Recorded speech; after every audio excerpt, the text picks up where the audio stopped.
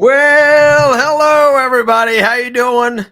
My name is Mickey, and this is Mickey in the Middle, of the quintessential show for Middle Americans, where all Middle Americans are welcome. It doesn't matter where you've been. It doesn't matter where you go. It just matters that you're a Middle American and that you're here.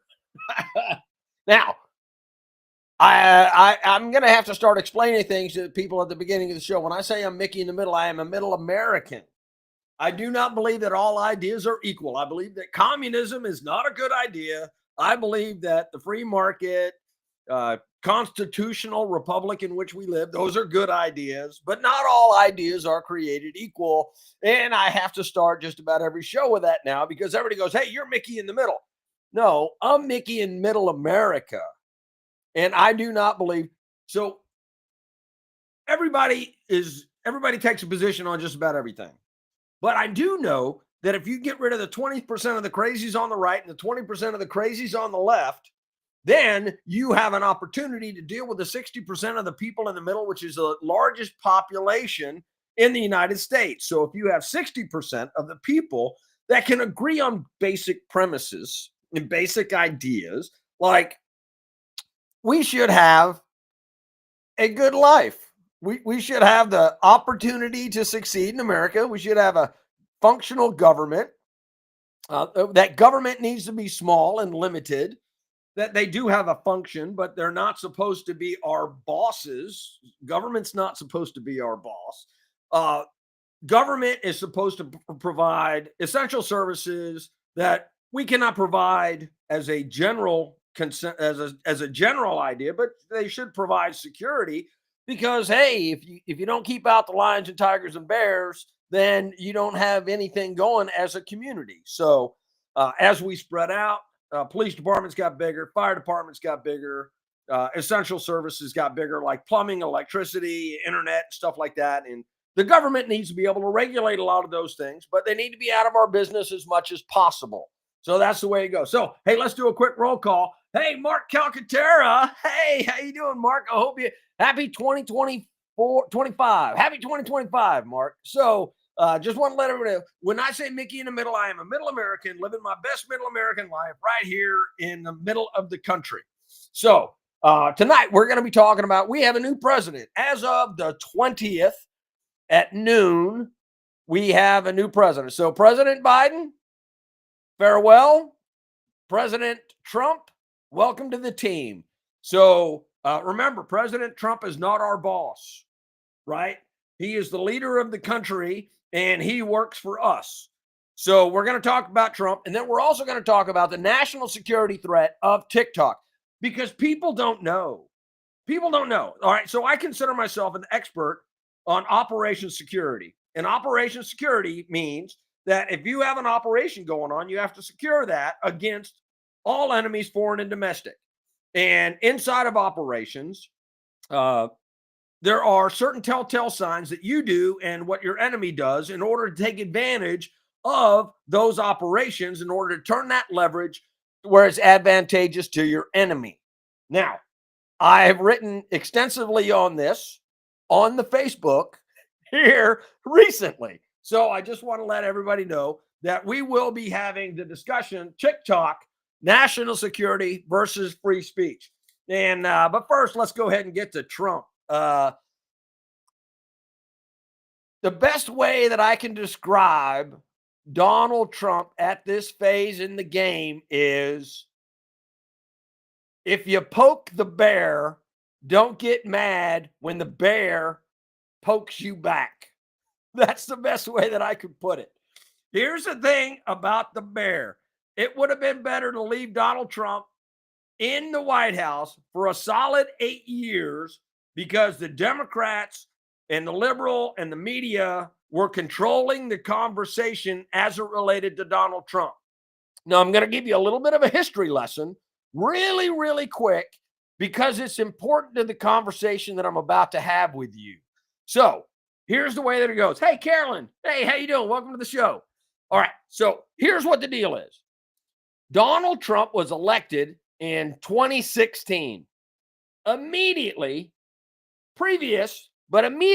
after he became the president of the United States, he was accused of being a Russian spy. And that narrative lasted for more than 2 years. He was impeached over it. And the only reason he wasn't thrown out of the office is because the Republicans had control of the Senate. So the House did their investigation. Then they did the impeachment. And then it went to the Senate for final judgment. And the Republicans in the Senate saved Donald Trump's presidency.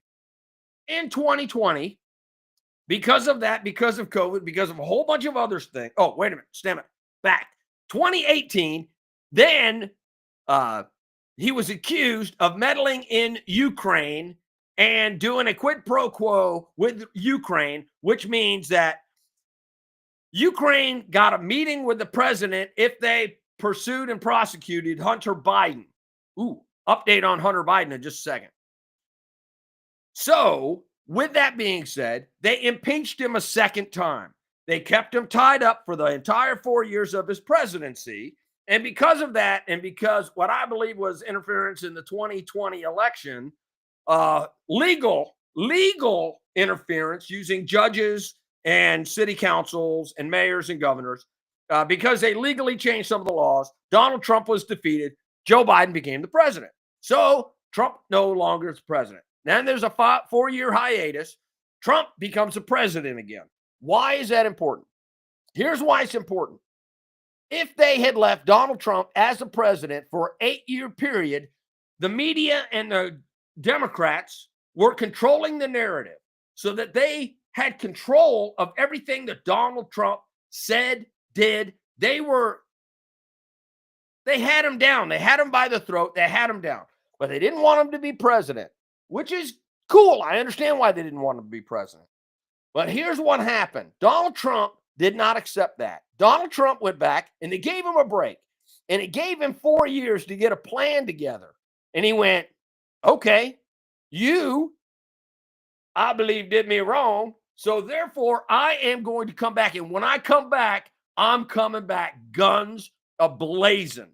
I am not slowing down. I'm going to do more in my first week than everybody has done. And then he took the leverage, everything that he learned in the first 4 years, and he went, here we go.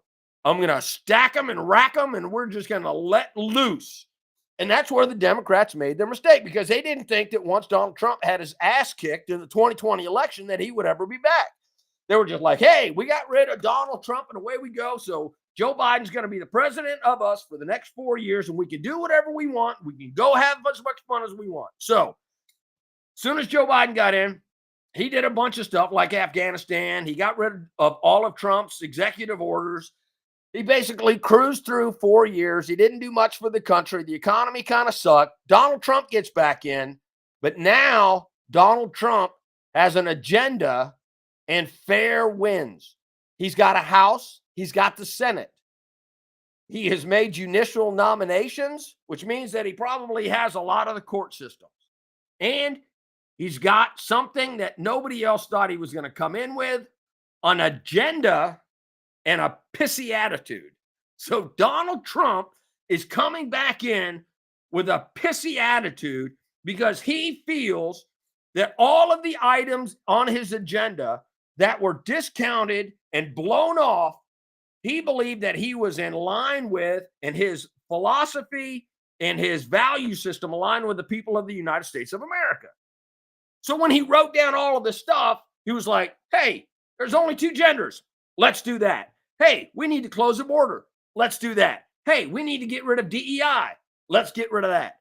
We need to get rid of incompetent people, and we need to go ahead and advance our country. We need to get energy back on track. If we get energy under control, we produce more everybody else, then our oil prices and our power will be less expensive, which will bring the cost down to not only manufacturers, but also to all the transportation systems that we have in the United States. And as those prices come down, the prices can come down. It will alleviate the economic strain that has been on the United States of America. Inflation rates will come down. That'll relieve the Fed, and the coffers in the Treasury will go up. That is sound logic and reasoning. Use energy to make America prosperous. But he came in and he was like, hey, we're knocking this son of a bitch out of the park. And when he said that, all of a sudden everybody went, whoa, what's he going to do? Well, here's what he did. He had like 120 executive actions on his first day on the job. Now, I don't know how he did that, right? Because at noon, he was inaugurated, and he had 3 balls to go to. He had 2 rallies to go to, and he signed documents in front of people at the Staples Center or whatever the heck he was in. And he was dancing, and he went to the Chiefs ball. I don't know what it's called. But he went there, and in front of people, he signed executive actions. So let's do this real quick. Let's go. All right. So this is the Constitution of the United States of America. The population is 8 billion people. The world debt says the United States is $36 trillion. We're going to hope that number right there comes down. And then this is the inauguration of Donald Trump. There's Melania Trump. There's the family behind him. So that was all of that. And then we have, we're going to be talking about TikTok. And then I typed in, hey, Trump executive orders and what he did. And holy smokes, the people that are complaining about this they are all over the place. So I went in and I looked at all the stuff. And he declared a national emergency on the southern border. And he said, today, President Donald Trump signed an executive order invoking National Emergencies Act regarding the crisis southern border. Declares a national emergency, directs the Secretary of Defense to deploy troops. It directs Secretaries of Defense, Homeland Security to finish the wall. So that is happening. So that's going to happen. So what I did next is I tried to get all of these, but they wouldn't come down as a list.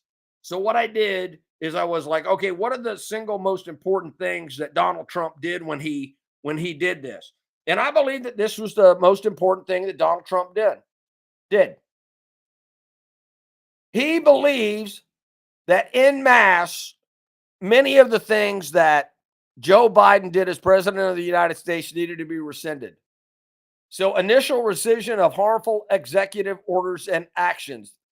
By authority vested in me, the president of the Constitution and the laws of the United States, is hereby ordered as follows. Purpose and policy. The previous administration has embedded deeply unpopular, inflammatory, illegal, and radical practices within every agency and office of the federal government.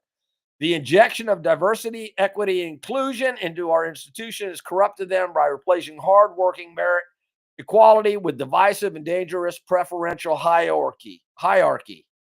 And then he went on a tear and he rescinded all of these executive orders issued by the previous president of the United States. 76 of them. Let's just pick any one. Executive Order 14010 of February, creating a comprehensive regional framework to address the cause of migration to management throughout North and to provide safe and orderly processing of asylum seekers at the United States borders. I just picked one at random, and it says, hey, how do we get more asylum seekers into the United States? That's an executive order that Joe Biden put out. executive order number 14010. He's like, hey, yeah, we're going to make sure that everybody that's seeking asylum. Here's what the grift was. Now, the grift, I was going to define the word grift for you. The way that they played the game and the way that they got away with this and the way that they did these extra things is they told everybody, all the NGOs that are south of the border, everybody that's coming through the border, they told them, all you have to say is, I'm seeking asylum in the United States of America. And then they could come through and they could be in the United States of America, because President Trump in 2016, between 2016 and 2020, he had a policy that if you came in and you were seeking asylum, that you needed to stay in Mexico or in the place that you were living until your case was adjudicated by the court system, and the court system would determine whether you indeed did deserve asylum from whatever malaise that you were seeking relief from. But the first thing on day one that Joe Biden did in 2020 was get rid of that executive order and said, you don't have to stay at home. You don't have to stay in Mexico. You can come across the border. And if you get inside the border of the United States, then we're going to give you a ticket that says that you got to go to court at a future date. And they gave them a phone so they could call them and say, hey, you got a court date. But 90% of the people don't show up at court. So as soon as they don't show up at court, now they're in the, not only did they break the law when they came across the border and illegally claimed asylum, but then they missed a court date, which means that they were going to be sent back to their country anyway. So now you have all of these people that missed their court dates. So now they've broken two laws. Number one, to get into the country, and number two, the deportation order to go back. I don't know how that's going to play out, but Donald Trump is getting rid of all these things. So here are the other ones that he's getting rid of. We'll pick one more. Executive order, advancing equity, justice, and opportunity for Asian Americans, Native Hawaiians, and Pacific Islanders. Can somebody do me a favor? Why do Pacific Islanders and Native Hawaiians need advanced equity, justice, and opportunity? Are Asian Americans, Hawaiians, and Native? What that is that's solidifying racism. It's saying, hey, look here, we're going to give an advantage to these people because of what their race is. I'm just saying, right? So Donald Trump hit the ground running, and he is not going to stop. I'm just letting you know. So it's crazy. Hold on. Buckle up your seatbelt, because I think this is going to be a wild ride. Every single one of these orders is going to be taken to court. That means that expect a lot of results back from the court system, and a lot of these decisions are going to be made by the Supreme Court. And Donald Trump is going to say all of these executive orders that were signed were legal or not legal. And then if they were legal or not legal, then they're going to trump them at the Supreme Court and in the court system. So we're going to see how this all works out. So good luck to Donald Trump, who is now the wait a minute. Good luck to Donald Trump. He is the new president of the United States of America. So let's talk. Oh, come on, man. Let's talk about this.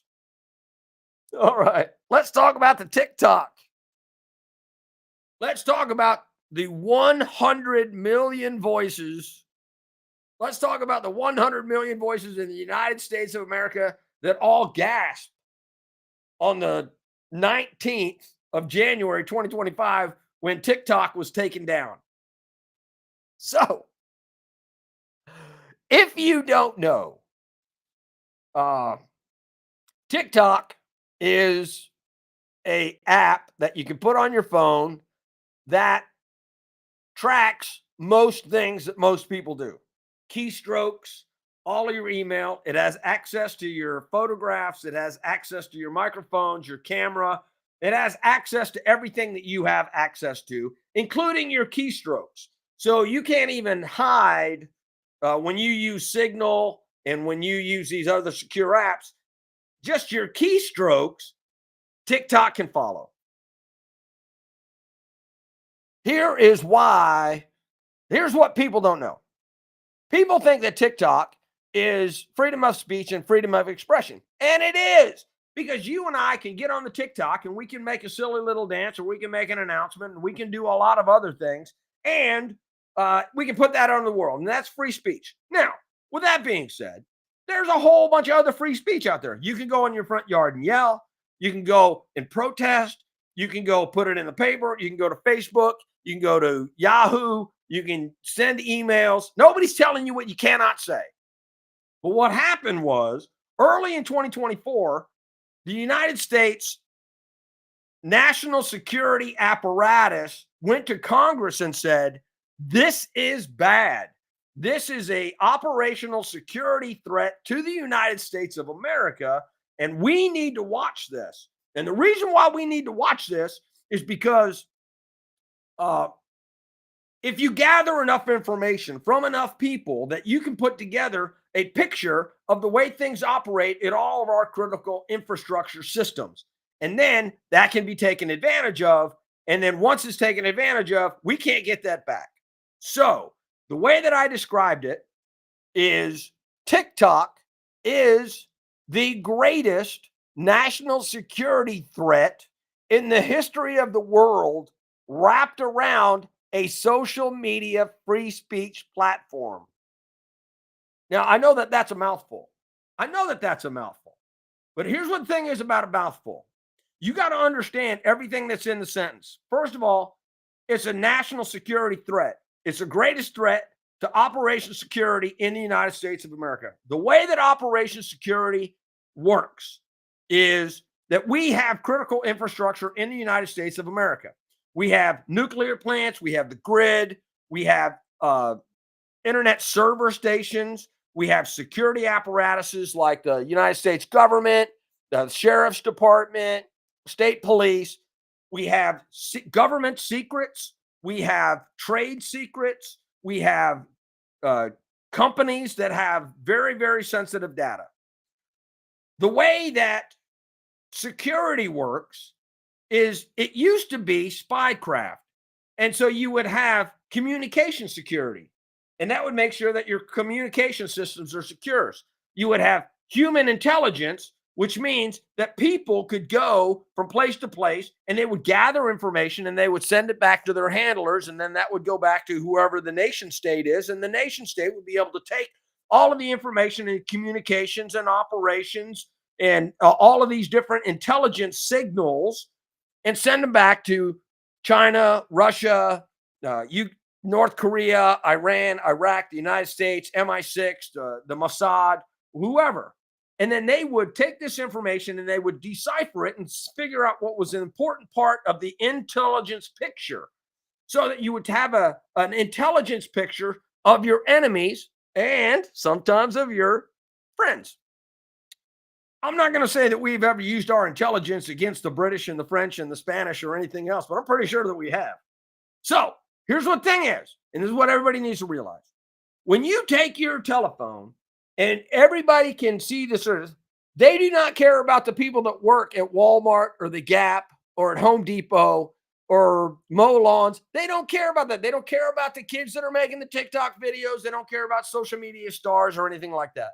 What they care about is, they care about everybody that works at the nuclear plants, and they care about the people that work at military bases. They care about the people that work on the grid. They care about the people that work at corporations that have access to highly sensitive data and intellectual property, so that those are the only people that they care about. But if you give the app to 100 million people, and let's just say 1 million people are the people that they're trying to track, because they're the important people that have access to all of this infrastructure and all of this information, they don't have to worry about the 99 million people that are trying to worry about free speech. They only need to worry about the million people that are in these highly sensitive situations. I want you to think about this. If you know where a nuclear facility is, and then you track all the people that go to the nuclear facility every day, and then you can triangulate on what parts the engineers work at, because they know that you're an engineer because you say it on your profile that, hey, I'm an engineer. If you know where all the engineers gather and where they go during their workday, then you can tell the sensitive information about the operations of a nuclear plant. It's the same way about the military. You don't worry about the airmen that are guarding the gate, but you worry about the people that are going into the B-1s, the B-2s, the F-35s, the F-22s.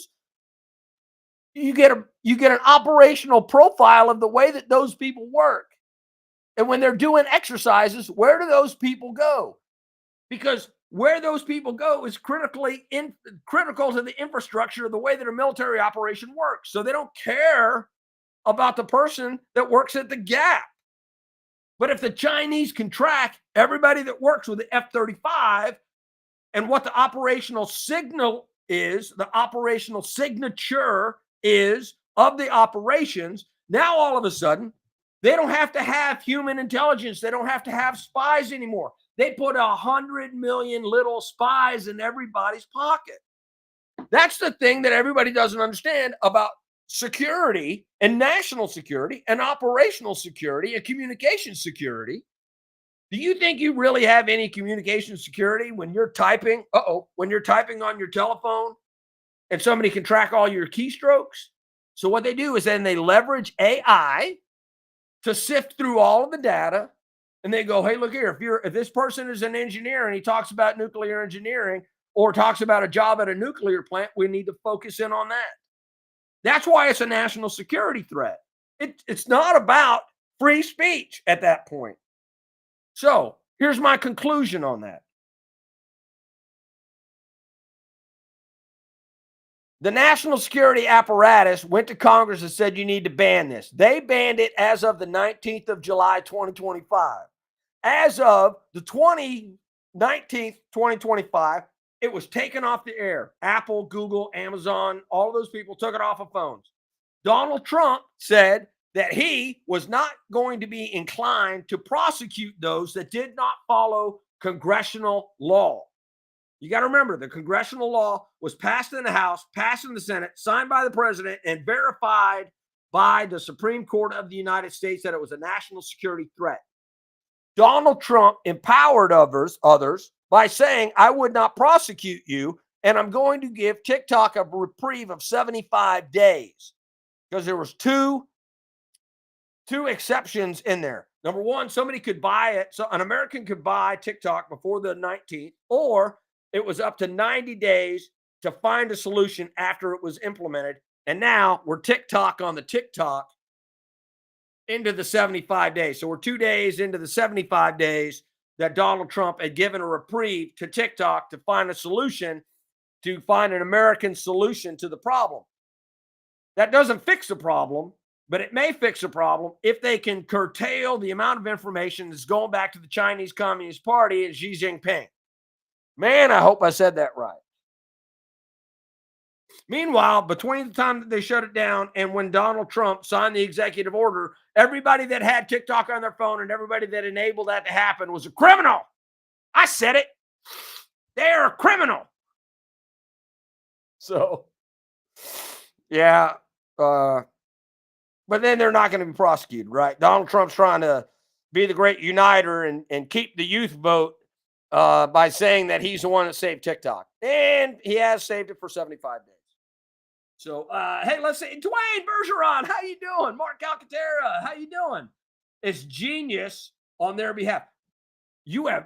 That's one of the things that I wrote. I said, it is the greatest operational security threat in the United States. It was genius in its implementation and absolutely beyond all belief that the way that they got this to be taken up in every single, they have 1 billion users around the world. That means that the Chinese Communist Party. So thank you very much for pointing that out, Dwayne. You are 100% correct. Thank you very, very much. Don Ledger, hey, how you doing, buddy? So TikTok is a national security threat. We do have a new president. Hopefully. Oh, and then the last thing I want to talk about. Somebody asked me in a serious question, What is the difference between TikTok and other social media platforms? I am sorry, I've got an itchy nose. Hold on just a second. Oh, so sorry about that. So sorry. Susie, how you doing? I'm glad to see that you're with us. All right. All right. So what is the difference between TikTok and Facebook and Instagram and pick picture one, whatever? Here's what the difference is. Nefarious intent and the capability to use the data that is collected and for nefarious purposes. See, China has a great big huge intel service called the MMS. I don't know, I can't remember what the acronym stands for. It's called the MMS or the MSS. Whatever it is, China's got this. And they have people that can sift through all this data, find out how to get leverage over people in the United States. So if you saw my post, you will see that I've studied Sun Tzu, which is the art of war. Sun Tzu was a military philosopher back in China, way back in the day in the 5th century. So Sun Tzu said, the best way to win a war is to never go to war, is to infiltrate your enemy, find out what their weak points are, bring them to their knees through slow, practical intelligence matters, and then chop off their head. Then you have all of their territory without firing a shot. So you save your military might, you infiltrate the best way you can. So China is doing that with TikTok. Facebook doesn't have a need to infiltrate the United States of America. So Facebook, all of the other apps, Instagram, Rumble, YouTube, they don't have a need to hold it against the United States of America. Hold on just a second. I got to do that. And then I got to do it. What are all the apps?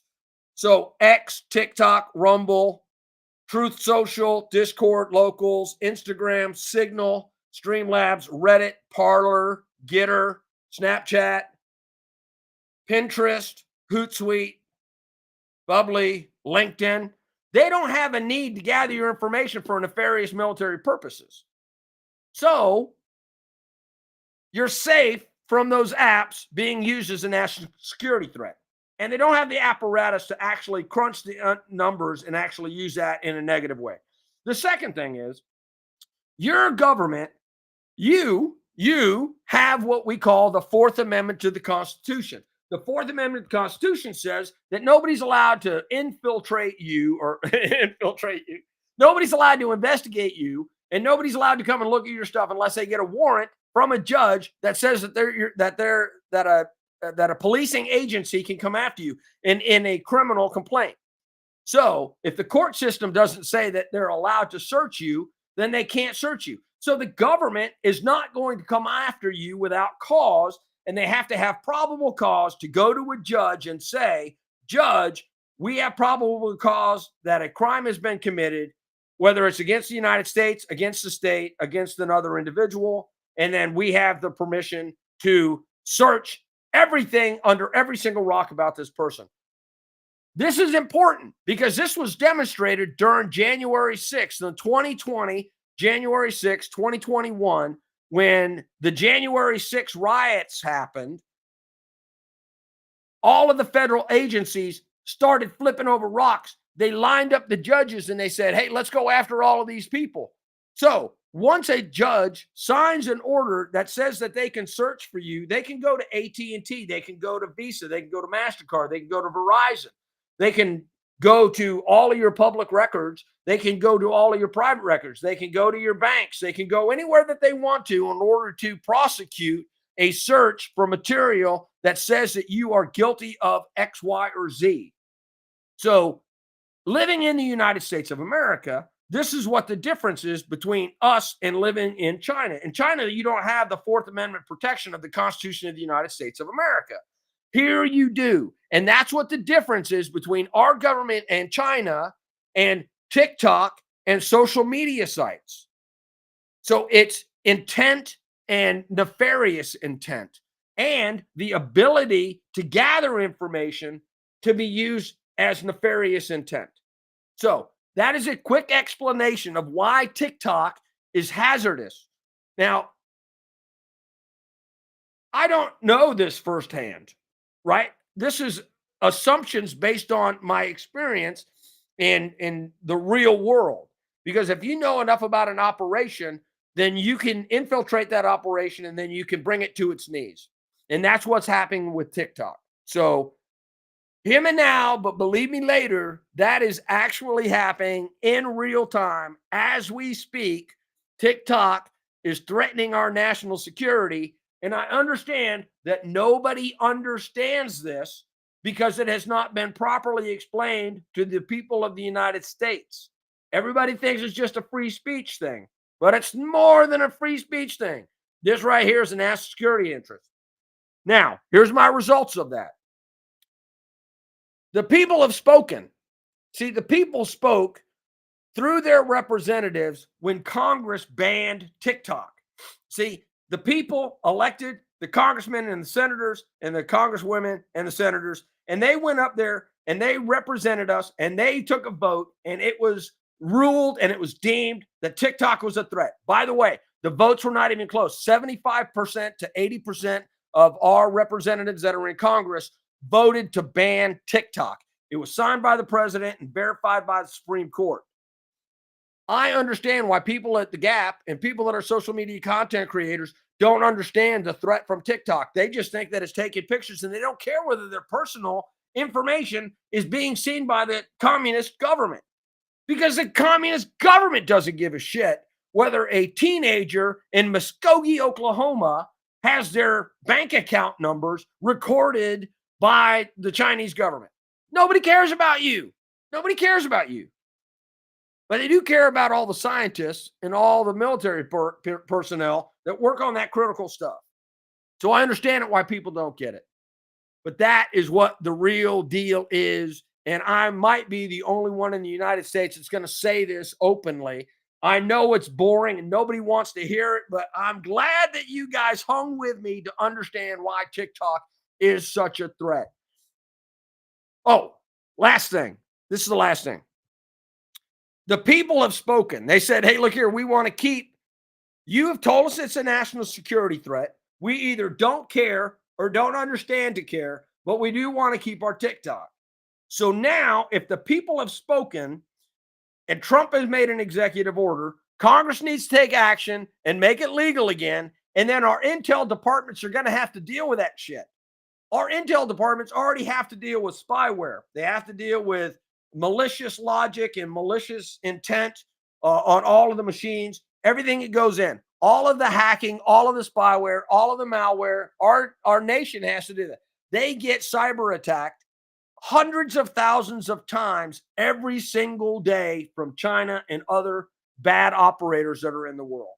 This is just another thing that our military and our national security infrastructure is going to have to deal with. Because here's what the deal is. I don't believe that TikTok is going to go away, even if it stays exactly the way that it is. That just means that our government is going to have to learn to live with that shit, and they're going to have to deal with it just like they deal with all of the other cyber threats that are out there.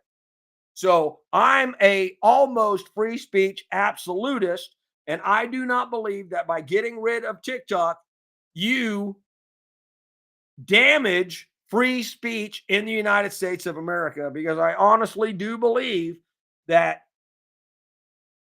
freedom of speech cannot be at the expense of national security. That's what I believe. But I believe that the people have now spoken, and now free speech and TikTok outweighs my personal opinion. So free speech on, world. Go on out there, free speech all you want, right? Use TikTok, use all the other apps. You do whatever you do. And let's let the national security apparatus deal with the TikTok threat. So, with that being said, this is Mickey in the middle, the quintessential show for middle Americans. I don't care where you're going or where you've been, where you're going. I don't care where you've been. I just care where you're going. Get out of here, man. Hey, everybody, have a great night. I love you. God bless America, and God bless all of you.